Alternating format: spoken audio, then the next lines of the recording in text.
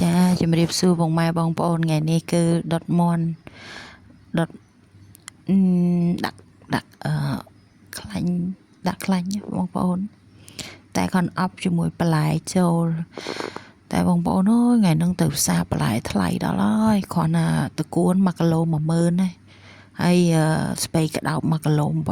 8000ចង់និយាយថាទៅផ្សាររាល់ថ្ងៃ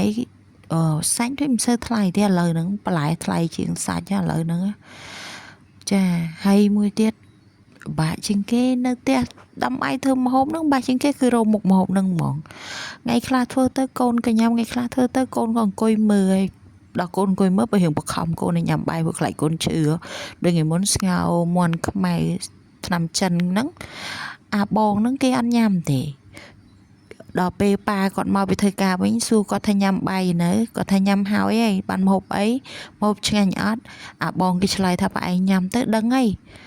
ចាដល់ថ្ងៃហ្នឹងដុតមន់រៀងមានអារម្មណ៍ថាទឹកមន់ហើយថ្ងៃហ្នឹងមន់ទៀតគាត់ញ៉ាំអត់មានអីគាត់ញ៉ាំដែរថ្ងៃហ្នឹងទៅមន់នេះមន់យើងស្រែហើយអញ្ចឹងគាត់ញ៉ាំសบายចិត្តតែគាត់ហាអូយពិបាកជាងគេ